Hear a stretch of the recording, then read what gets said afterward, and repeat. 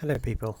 So a concept that I've wanted to talk about for a while and haven't been able to get around to. It was discussed in the Law of One and I can't find the specific place that it was discussed. I have something that almost references this, but I don't have the specific passage I was thinking of. But in the Law of One, the three people involved, Don, Carla and Jim, were told by the contact that each of them manifested a specific kind of energy in a sense, and that this was common throughout all humanity. And one of them was wisdom, one of them was power, and one of them was love. I wanted to bring this up because it's a very useful and relevant lens to view people through, I think. While the human design is good, it's not as simple as this lens. And I'm going to talk about each of these features, general things I've noticed, and how these things might be applied. So how they may explain certain conflicts we have with each other, and how they might explain certain human behaviours. I'm also going to talk a little about what happens when these elements of a person go wrong, and how each of the ways of being, these elements as we might call them, are likely to function wrongly in the same way, because it's actually very logical that these elements behave this way when they're disharmonious. So here we go. Here's my little makeshift drawing here. And I'm going to talk a little about how we interact differently in a harmonious versus a disharmonious environment. With these separate elements of a person, we see the prime element of the person goes out ahead, and then there's two others that follow. And in my understanding, in a disharmonious environment, we will prioritize our own element and screw the rest. Whereas in a more harmonious environment, we push forward with our own element and then that other stuff follows. And I think this is important in relation to trying to get some sort of theory of how people relate in different levels of harmony, different vibrations as such.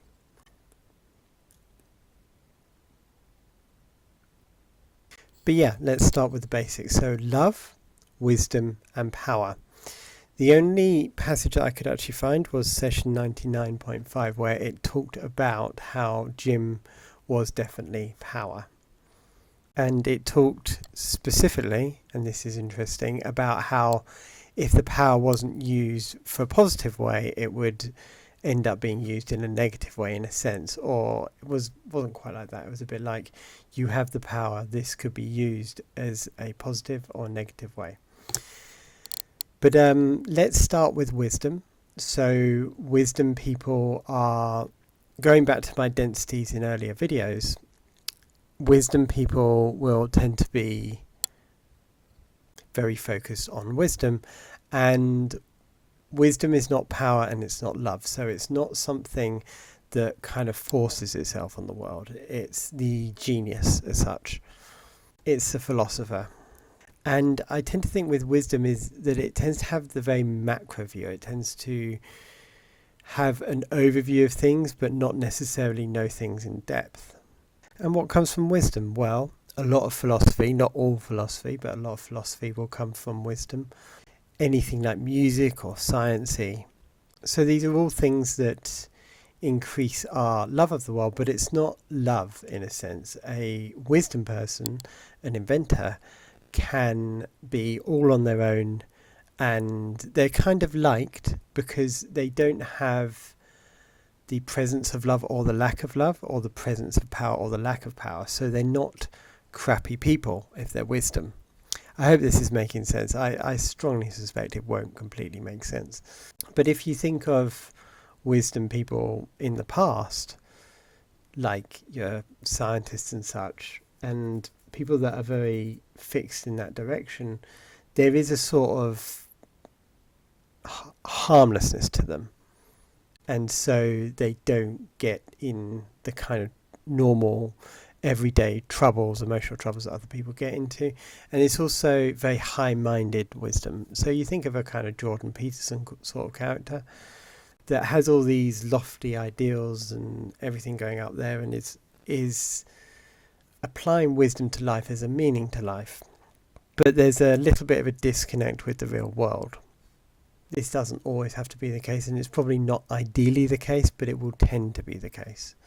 And of course we have harmonious and disharmonious here. So harmonious, you can think of someone like a musician or some sort of creative endeavour, or a sort of helpful IT technician or helpful scientist of some sort. That's a wisdom. The disharmonious side is the paranoid, angst-ridden, conspiracy, aggression, that kind of thing. People that are rather a burden to others because they're just obsessed with bizarre things and no one really understands them. Next, we'll move over to love. So love is exactly what you would imagine, exactly what it sounds like. Carla Rueckert was the Law of One person who emphasised this quality. So love is very real world,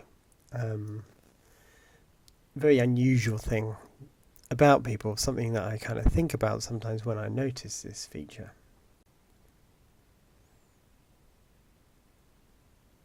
Love doesn't really find a meaning in all these wisdom things, in all this poetry and all this spirituality and all of it. Love tends to want to grip people and live in the real world. And it's more like the nurse or the adventure seeker or the best friend kind of energy. Or that could even be power. I don't want to muddy the waters too much.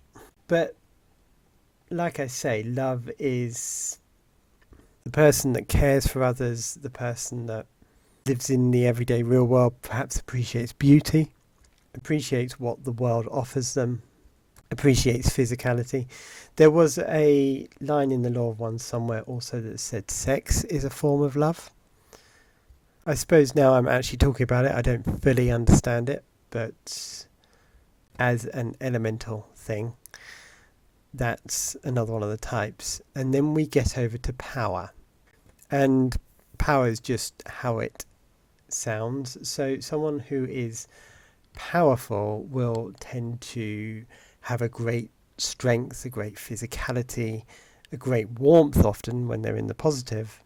And as I've said before, their thoughts and feelings, their wisdom side of things is not wisdom as in the macro view. It tends to be knowing something smaller, but knowing it really well, knowing it right through your whole body.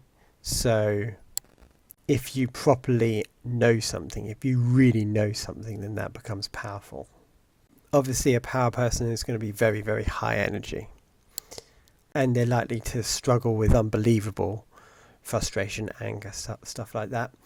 And in relation to Jim, one of the things that the Law of One Contact also mentioned about Jim was there's a great joy. And I think of power people that I've known, online or offline, there is the joy there. It's a side effect of the power.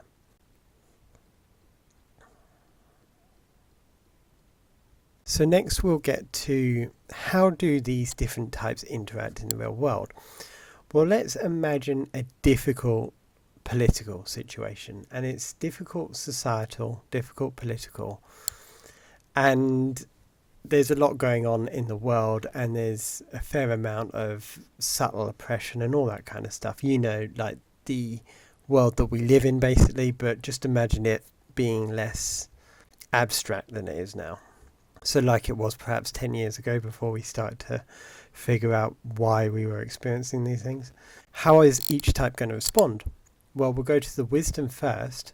When the wisdom is put under stress, it will either, I suppose ideally, if it was very positive, it would focus on whatever its mission is, so the music or the philosophy or the science or whatever. But when put under severe stress, it's going to have to fight the world a little, and it will become conspiratorial. And in the negotiations we have to have with life, it will choose truth over conformity in general. Now, this isn't to a T, but in general, these are the people that are like, this is the truth. I don't care about what all my friends say. They can go suck rocks, suck eggs, whatever. And then we come over to love, which does the opposite to that in a sense. Love, when confronted, when put under stress, doesn't care about the truth. Or I'm sure it cares about some sort of emotional truth, but it doesn't care about the wisdom truth. It doesn't care about this larger societal thing unless that thing impacts the person personally. So this one will choose conformity over truth, because in order to stay in touch with other people, in order to love them, you have to conform, you have to get on with them. If they're going to fall out with you if you take the wrong political opinions, well, you're not going to take the wrong political opinions, and that's just the way it is.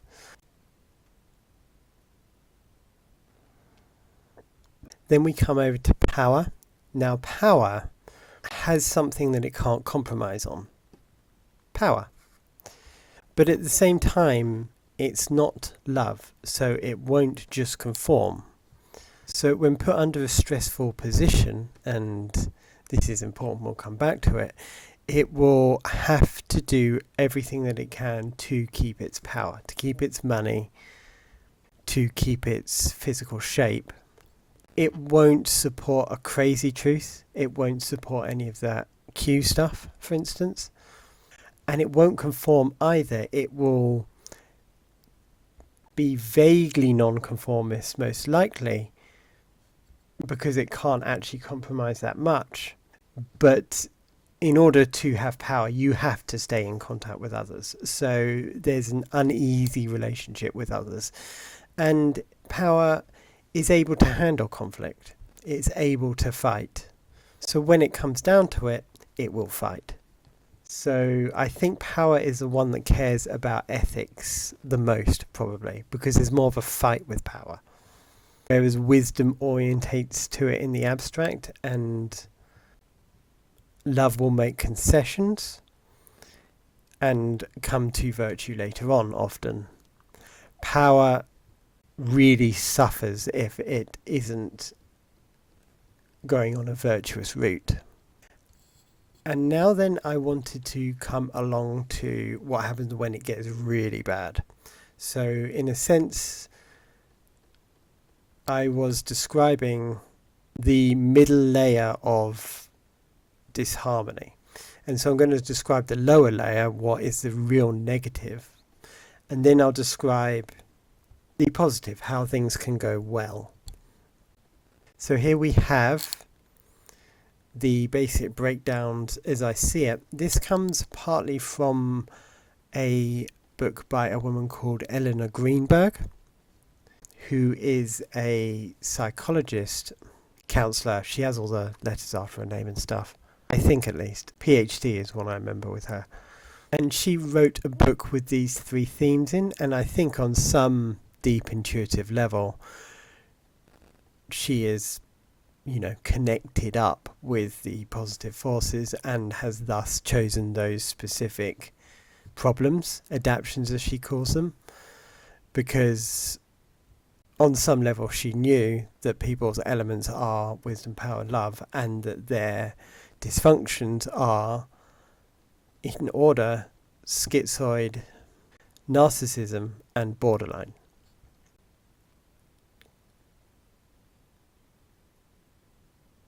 So we'll go through the same order that we went through before. Wisdom then becoming schizoid. This is quite obvious. So if you look at the schizoid behaviours, things like refusing to negotiate, spending a lot of time alone, a lot of this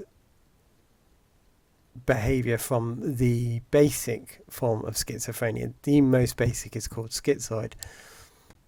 To me, it seems like this is the way wisdom responds to a disharmonious environment. A lot of jobs are fairly unpleasant and people are treated fairly badly, and you don't have any leeway in order to negotiate with your employer. You do what you're told to do, and that would explain why someone would not want to negotiate. Schizoids will refuse to negotiate. They don't see it as a possibility. And obviously, in a hostile environment, the best solution to someone who is quite delicate, because there's no power to protect, is to simply withdraw. There are other quite exotic elements of schizophrenia that are very relevant to wisdom, but I think that is too deep for this specific video.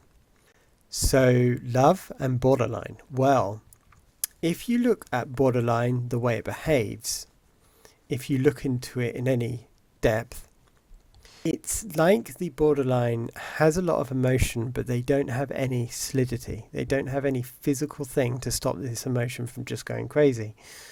So if you think of splitting, for example, splitting is something a borderline does, which is quite compulsive.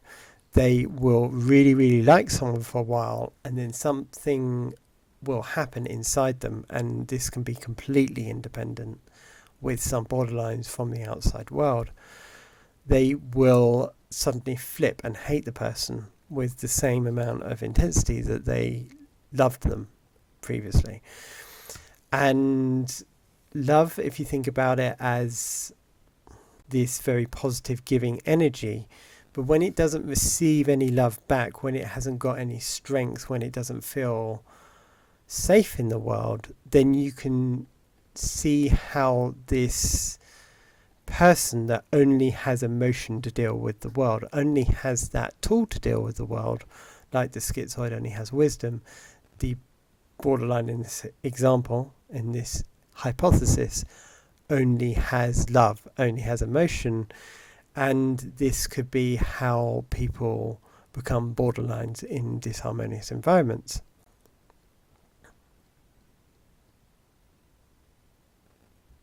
And then we come to narcissism, or power rather. Power that becomes narcissism, because if you want power and you're in a difficult environment, then you just have to fight for it, and you really have to fight for it. Narcissism is about status. It's about someone that will not take a position of low status. They will fight to the end just to maintain status, even if it's completely fake. I don't really feel like this explanation is completely doing it justice, but I do think it completely fits. And if you look at this graph here with your wisdom and then the other parts falling behind in each one of these, this is how I conceive of it. Like I said at the beginning, if you just have your own element and you don't have the things that follow on from that, the things the world is meant to give you back in exchange for your own element, then that's how these mental disorders come about in this hypothesis. So if we just go to the positive version of this, in way of explanation, the wisdom person goes out, expresses their wisdom. Think of someone like Raru, who went out and expressed the human design chart, is a very good wisdom example. They then receive the love back and they receive the power back. They have money coming to them and they have devotion and love. And with any wisdom person, that is the point. They're meant to express their thing, and the positive is meant to come to them from the world. With love, it's a similar thing. I think something that's interesting with love, or something that needs to be said, is that very often love will not take the chance of not conforming. But there's a lot to be gained from not conforming. There's a lot that is important outside of the conformist paradigm.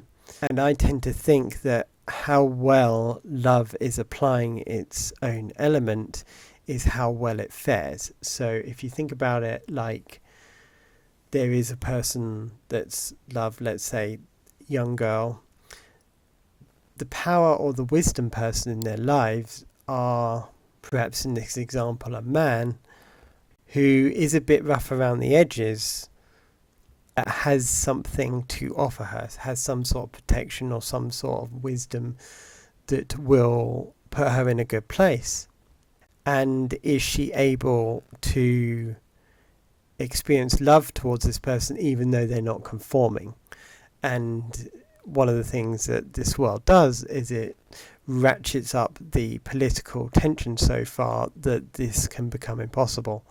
Of course, this is not a moral judgment, because there could be any environmental factors in this that make it impossible or encourage this or that. But this is just an explanation of how the elements may work.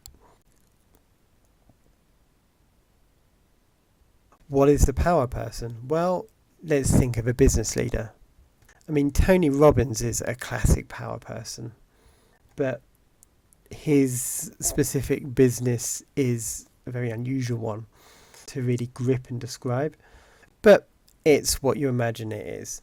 The power person wants to do this thing that will bring them status, will put them in a good place, and probably is succeeding against the odds. Think of a classic rags to rich story. This person says, I don't like this industry, I'm going to do it better. They go out and they try to do it better. Who supports them? Well, they will need the wisdom people around to support them, because these people are specialists usually in various areas, including just maybe like living life or general ideas about how to live life.